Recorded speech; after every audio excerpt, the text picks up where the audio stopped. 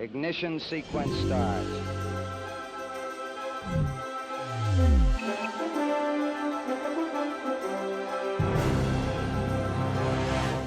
Good morning. Welcome to a view of the International Space Station Flight Control Room.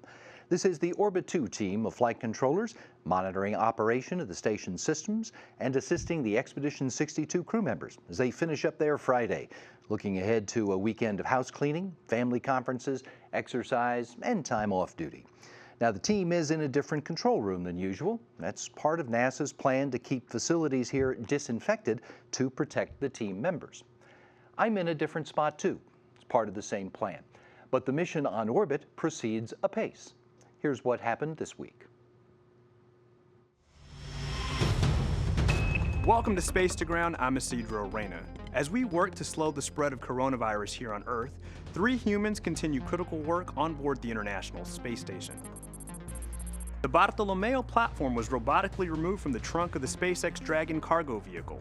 Named for the younger brother of Christopher Columbus, the platform has the capability to host external payloads in low Earth orbit. Bartolomeo offers the station's only unobstructed view both towards planet Earth and into outer space. Application areas include, but are not limited to, Earth observation, robotics, material science, and astrophysics.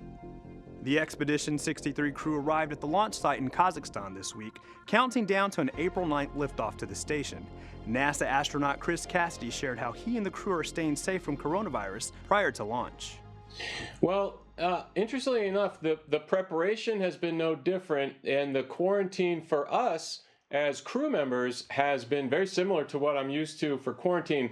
The real weird part is everybody else being in quarantine also, and sort of the social distancing concept is not just pertaining to the 3 crew members, but it's everybody. And then the other part that's not so operational, but more on the support side, is trying to navigate through all the uncertainties of which people will get to come to launch, friends, family, NASA support personnel, all that kind of stuff has been quite dynamic, as I'm sure you've been experiencing in your own life over the last 7 days.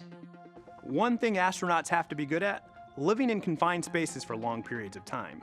2 veteran astronauts recently shared tips to succeed in self-isolation as we practice social distancing worldwide. Veteran NASA astronaut Scott Kelly, who completed a historic 340-day mission aboard the space station in 2016, shared a few tips in a recent op-ed published in the New York Times. Kelly recommends you follow a schedule, pace yourself, go outside, and consider getting a hobby. Kelly stated, "You will find maintaining a plan will help you and your family adjust to a different work and home life environment." Veteran NASA astronaut Peggy Whitson, who spent a total of 665 days in space, also shared her own tips on CBS This Morning. For those working and parenting from home, Whitson noted it's important to understand the bigger purpose to give you reason and rationale for continuing to put up with the situation. Whitson recommends working on communicating with the people you're living with to maximize your time at home. Keep sending in your questions using the hashtag AskNASA.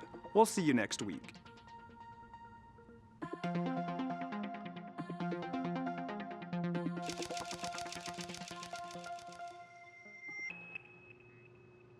The Expedition 62 crew members are 3 weeks away from their scheduled return to Earth, and that's going to end a 272-day-long flight for Drew Morgan. He's a guy who had to know a lot about a lot of different subjects to graduate from West Point, and then to become a doctor, and then to become an astronaut when he had to know some of it in Russian. We found out that he can also think fast on his feet when he had fun with a rapid-fire Q&A here in Houston before he launched to space last July. The clock has started. Roger.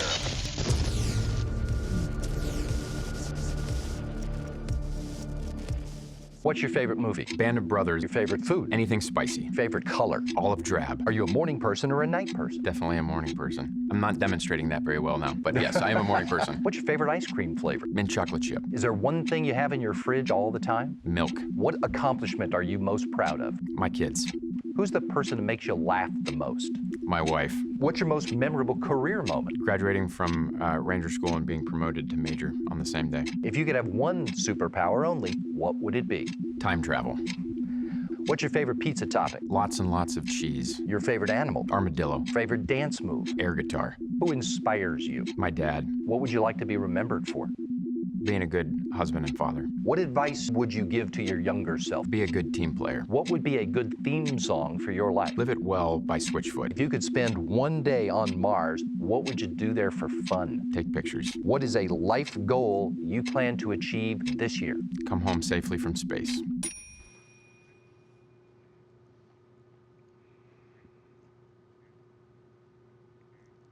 Now, one priority of International Space Station science research is to learn as much as possible about how the human body is affected by living in space. Shortly before she came home last year, flight engineer Anne McLean and her crewmates wrapped up data gathering on the Airway monitoring experiment, which examines an astronaut's exhaled breath for signs of inflammation.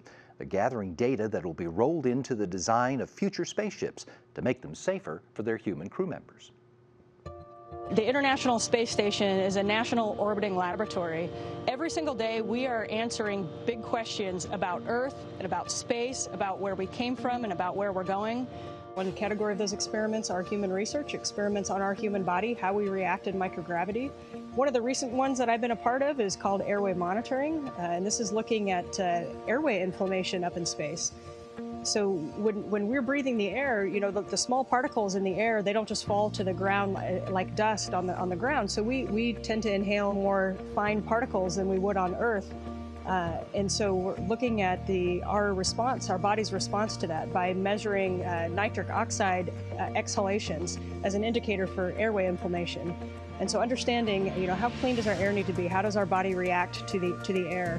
When we talk about going back to the moon, you know, a lot of people are aware that the moon dust is a very, very fine particle. It's almost like a powdered sugar fine particle.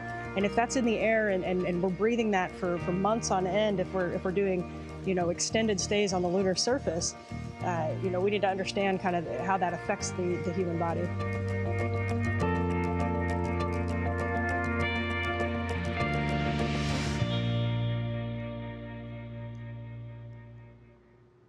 The scientists who imagine and create experiments like airway monitoring devote years to getting their experiment just right before they then hand them over to somebody to launch them into space, where the station crew members have the responsibility to execute the protocols.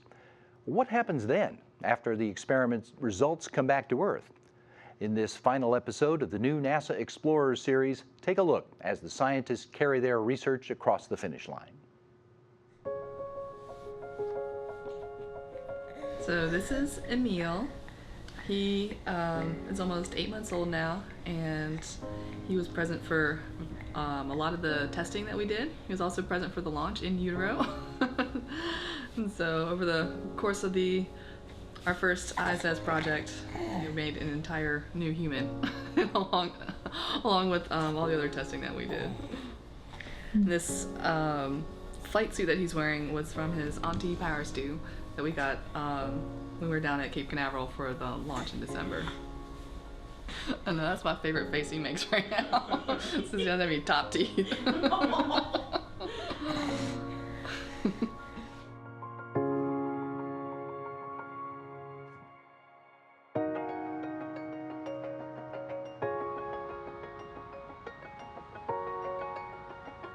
So we were running concurrent experiments on Earth and on station. So Nanoracks had gels at their facility, and they were getting the data from the experiments running on station.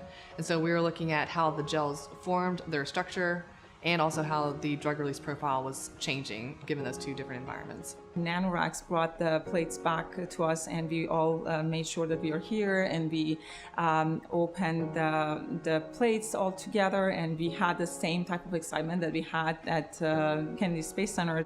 It was already exciting because space never loses its cool, and so we had these places where, oh my god, these are what the astronauts touched. And so we opened them, and they've been to space and back, and now they're in our lab. We could just at least look at them and see like how the integrity is different, if the structural changes are something that we can observe just by looking at the gel. And when we looked at the data that we got from the equipment on station and the equipment from Nanoracks, we could see that there are differences in the drug release profiles from those gels that were happening at the same time. We actually observed some interesting changes that we hope that we will be able to prove doing actual structural tests and more in-depth studies. But just by observation, it seemed like there might be some changes. While the thrill of the rocket launch may be over, Elaine and Paris-Stu still have one of the most exciting parts of their journey ahead, publishing their results. This information could help inform future research on Earth and in space. What we're working on now is compiling on that data and telling a good story around it so that it's something that we can, of course, publish and give back to the public. So we got some really interesting data from these experiments that were, again, super simple, but the story it might tell us could really inform material science as a whole. You definitely feel a huge responsibility performing this research for others because you know how many years they've been working on the ground, and we often like to know the results. So personally, I stayed in touch with a lot of the scientists, and that gives us a lot of good feedback, and it gives us some closure too to know how important the science that we were doing up there really was. I think Rachel has something for you guys. Yeah. Is it for real?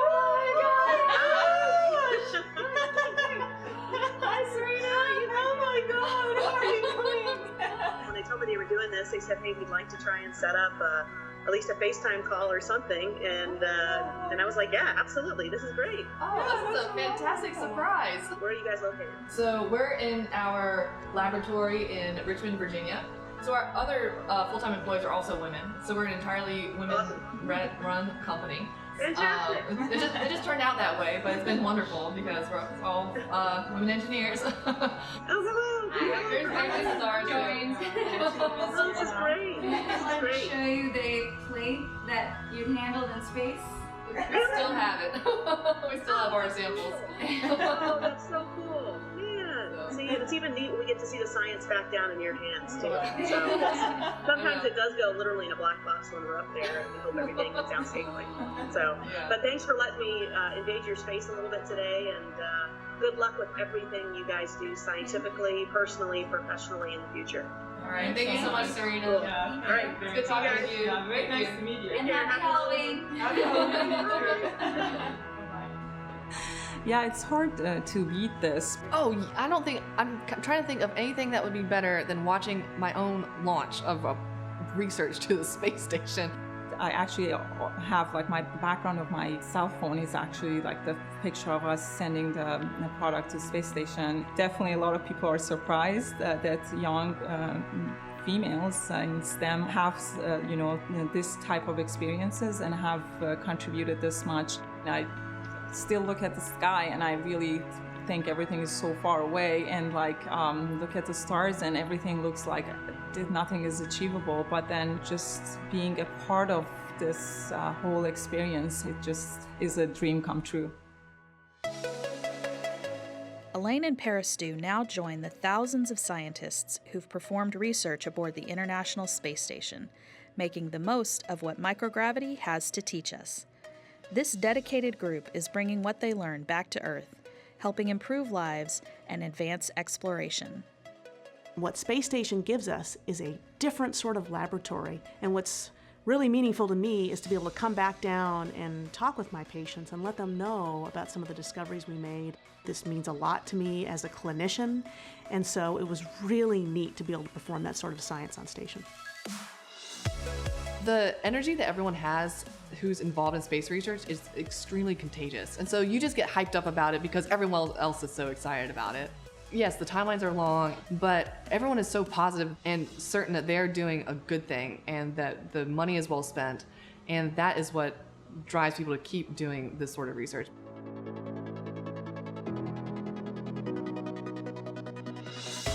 Microgravity still has more insights to reveal, and this laboratory, like no other, will continue to uncover them, one experiment at a time.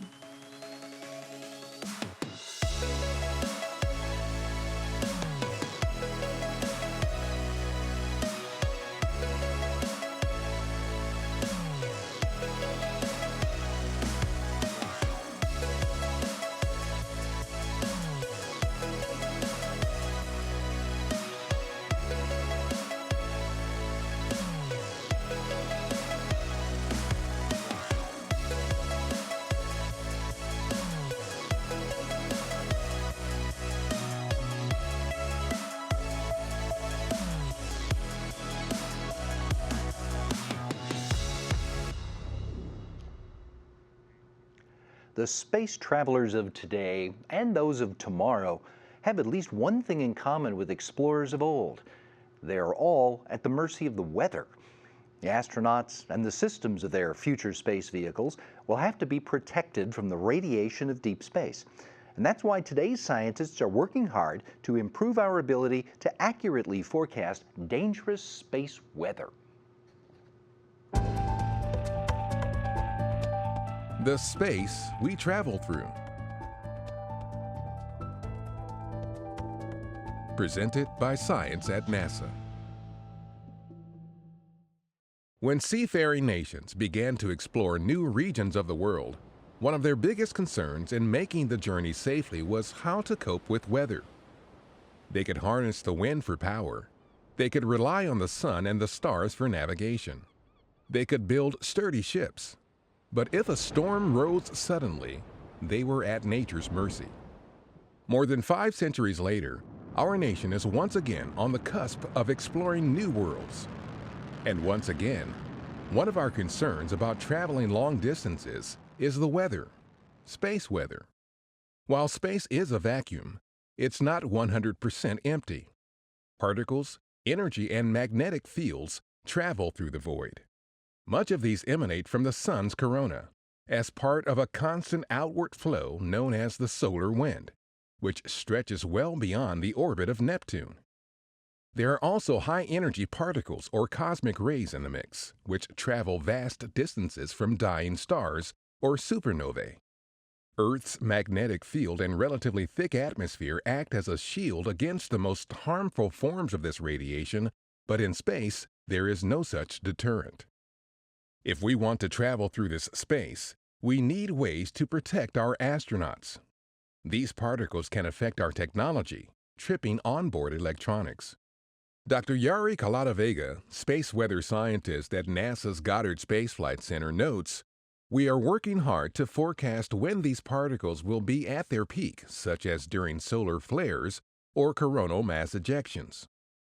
Acute exposure to these solar energetic particles is a serious concern for astronauts and instruments. Therefore, having a better understanding of when to expect solar activity is important for safely sending our astronauts and spacecraft through space. Ironically, such space weather activity can actually protect against another threat to astronauts. The sun's activity can block dangerous cosmic rays coming from other stars, which are constantly present, illustrating the complexity of the system NASA tries to understand and mitigate for our space travelers. Over time, sea captains learned when to sail their ships and when to stay in harbor, based on their accumulated knowledge of the weather. It's more risky to be on the water in the Caribbean during hurricane season, and you'd want to consider avoiding the northeast coast of America during the height of winter. Dr. Calatavega says, "It's very similar to what we're doing today. We're constantly developing and testing new models to predict space weather, and we're constantly seeking new data to refine those models." A host of heliophysics missions observe space from a variety of vantage points, not unlike terrestrial weather sensors, which work in tandem to paint a bigger picture of our space environment. In August 2018, NASA launched the Parker Solar Probe to help us better understand the sun's activity, especially what drives the solar wind and how energetic particles get accelerated. This data could be used to improve models of space weather forecasting, ultimately helping us find new and better ways to shield our spacecraft and protect our astronauts. Whether it was the oceans ancient ships traveled through, or the space we will one day travel through, we know this: keeping a watchful eye on the environment around us is key to ensuring safe passage. For more information about what matters in space, visit science.nasa.gov. The effort to put Americans out into deep space, starting with returning astronauts to the moon in just a few years, is making progress all across the country. Take a look at some of the recent milestones of the Artemis program as they get the Orion spacecraft and the Space Launch System rocket and the Exploration Ground Systems infrastructure all in place for the next giant leap.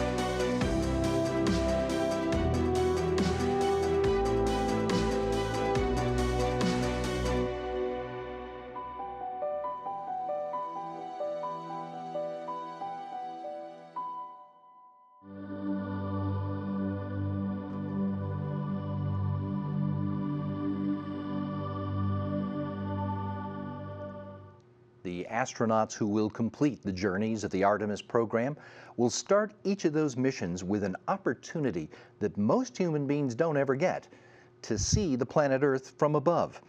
It's an experience that's been transformative for many of those lucky enough to have been there. Canadian astronaut David St. Jacques had his first wide-angle view of Earth in December 2018, but he remembers it like it was yesterday. Launching to space, of course, was a momentous experience, but oddly enough, it was quite familiar because of all the training we had. So those 10 minutes in the capsule riding the Soyuz rocket, there was the vibration, the pressure, the acceleration, the pressure in your seat. But after those 8 minutes of busy time and hyper awareness, if you want, of our environment, is when I had my first view of the Earth from space.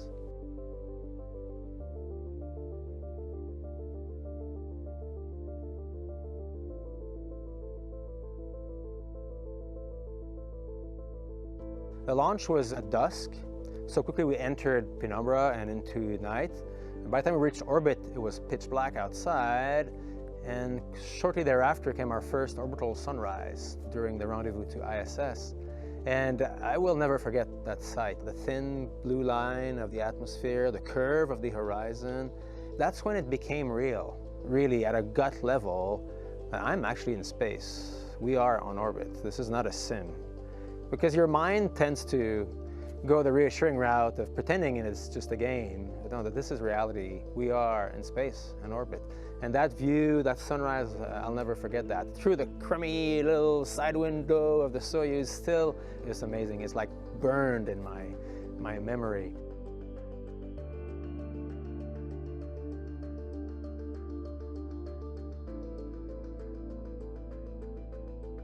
I, of course, spent a lot of time at the cupola, looking at the Earth. And what has always struck me every time I went there is how beautiful the Earth is, how fragile it looks, how alive it obviously is, with the clouds, the water. It's like it's breathing. The auroras, the presence of humans at night, it's obvious with the lights. But is the death around the Earth that's startling. How this beautiful, shining oasis of life is there naked in the middle of pitch black death, the vacuum of space. And then there's the dance of the celestial bodies around. The moon is there, but the moon is just a rock. The sun is just a ball of fire. And here's the Earth, this perfect oasis. So even though I knew this abstractly, like everybody does now, we have all seen those images, to see it with your own eyes, you develop that sense of awe. And also, you cannot go to space and continue, if you were, thinking that resources are infinite. They're obviously not. It's in your face.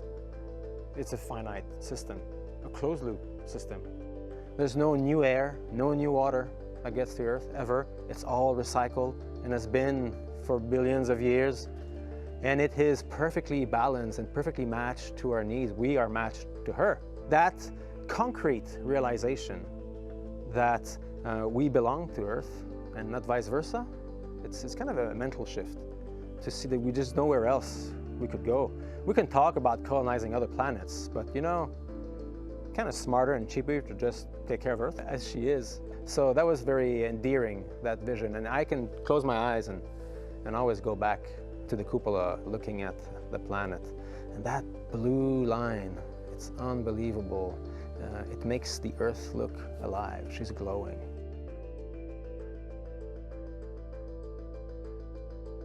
Well, the little bubble we live in is tiny. And that was very, in a way, sobering perspective to get. How fragile, unique, and just sacred, really, our spaceship Earth is, and the responsibility we have to be good shepherds of her.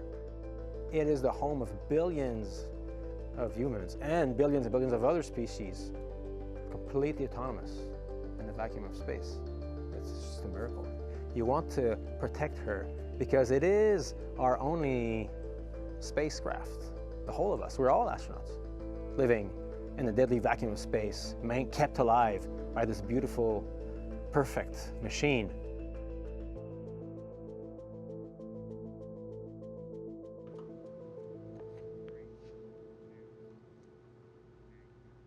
Would you like to get another look at that feature or any of the other stories we showed you today? And who could blame you?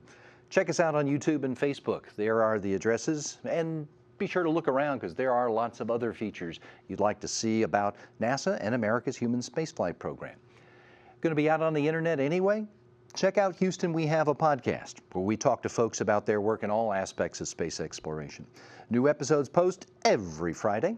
And today, as NASA presses ahead with Project Artemis missions that'll take us back to the moon, Gary Jordan talks with the specialists here in Houston who have just opened, for the first time, samples of lunar material that were brought back on Apollo 17 in 1972. Go to nasa.gov/podcasts for today's episode. It's also where you'll find all of the other previous episodes and the full library of all of the NASA podcasts, all of which you can also listen to on Apple Podcasts, Google Podcasts, and SoundCloud.